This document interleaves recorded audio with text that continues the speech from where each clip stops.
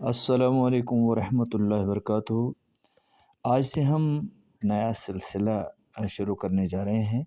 اردو میں بات ہوگی آپ کے ساتھ سلسلہ وار بات چیت، اور اس بات چیت کا عنوان جو ہوگا وہ ہے بات عظمت اور عصمت کی۔ جی ہاں میرے دوستو، آپ نے بالکل صحیح سنا، بات عظمت اور عصمت کی۔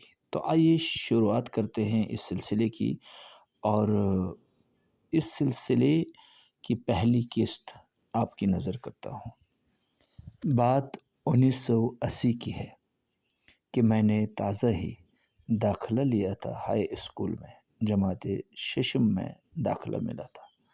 بس یوں سمجھ لیجئے کہ داخلہ کے بعد تیسرے یا چوتھے دن صبح سویرے جو ہی میں اسکول کے احاطے میں پہنچا تو دعائے مجلس چل رہی تھی۔ اسکول کے اصطلاح میں ہم اسے پرائر کہتے تھے۔ گویا پرائر شروع ہوا تھا۔ میں نے پرائر انچارج استاد جناب محمد عبداللہ پنڈت صاحب سے نظریں بچا کر کہیں جگہ پا لی اور پرائر میں اپنے آپ کو شامل کیا۔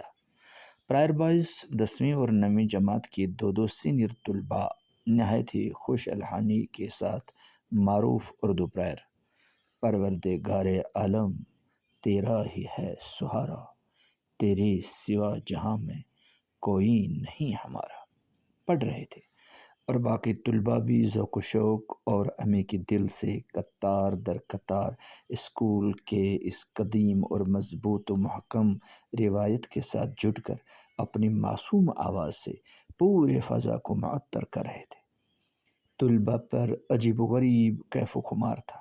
سبھی اساتذہ، جن کی تعداد 1 درجن سے زائد تھی، پرائر گراؤنڈ میں نہایت ہی چاق و چوبند دکھائی دے رہے تھے۔ مذکورہ پرائر اختتام کو پہنچتے ہی پنڈت صاحب کی گرجدار آواز گونجنے لگی، لو آج جمعۃ المبارک ہے، ایک اور پرائر پڑھو۔ دراصل اسکول کا دستور بھی تھا کہ جمعۃ المبارک کو پرائر کے بعد ایک عدد نعت بھی پڑھا جاتا تھا، لیکن نہ جانے کیوں ہمارے اساتذہ اس نعت کو پرائر ہی کہتے تھے۔ حکم ملتے ہی پرائر بوائز نے معروف شاعر اور وادی کشمیر کے روشن ضمیر نعت گو جناب مشتاق کشمیری صاحب کا لکھا ہوا سلام بحضور سرور کائنات صلی اللہ علیہ وآلہ وسلم شروع کیا۔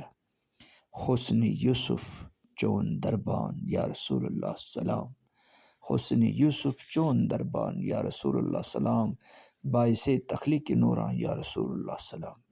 پڑھنا شروع کیا۔ مجھ میں یہ اعلیٰ اور عظیم کلام سمجھنے کی اس وقت بالکل صلاحیت نہ تھی، لیکن جس جذبے، عقیدت، مودت، احترام اور لائی کے ساتھ سبھی طلباء یہ سلام پڑھتے تھے تو ضرور کورے کاغذ کے مانند صاف و شفاف قلب و اذہان رکھنے والوں کے دہانوں اور زبانوں سے نکلی ہوئی یہ پرکشش اور بے داغ آواز جا کے روضہ اطہر صلی اللہ علیہ وآلہ وسلم کے مقدس و مطہر جالیوں سے ٹکرا کے لمس کرتی ہوتی، اور سرکار مدینہ صلی اللہ علیہ وآلہ وسلم اپنی زبان نبوت صلی اللہ علیہ وسلم سے مجدِ قبولیت بھی مرحمت فرماتے ہوتے۔ ویسے تو میں بھی اور ساتھیوں کی آوازوں کے ساتھ اپنی خردری سی آواز ملا کر مداحوں میں اپنے آپ کو شامل کر چکا تھا، لیکن اس دل کو چھونے والے سلام میں پہلی بار ایک نیا لفظ سیکھنے اور یاد رکھنے کے لیے ملا، جو لفظ اس وقت میں نے صرف یاد رکھا اور جرأت نہ ہونے کی وجہ سے کسی کو پوچھ بھی نہ سکا کہ اس لفظ کا معنی کیا ہے۔ ہاں، اتنا تو ضرور ہے کہ وہ پاکیزہ لفظ زبان پر آتے ہی دل میں گھر کر لیتا تھا اور شناسا لگتا تھا۔ رفتہ رفتہ اس لفظ نے سوچنے پر مجبور کیا۔ وہ لفظ مشتاق کشمیری کے سلام کے درج ذیل مصرعے میں درج تھا، قوم چن کورن گسام بارے گراں عشق بطول۔ جی ہاں، یہ پاکیزہ لفظ بطول تھا۔ بطول، بالکل بطول ہی تھا۔ بطول، خاتون جنت، شہزادی کونین، سیدہ طاہرہ فاطمہ الزہرا دختر رسول صلی اللہ علیہ وآلہ وسلم تھی۔ وما ادراک من فاطمہ، اور تم کیا جانو کہ فاطمہ کون ہے؟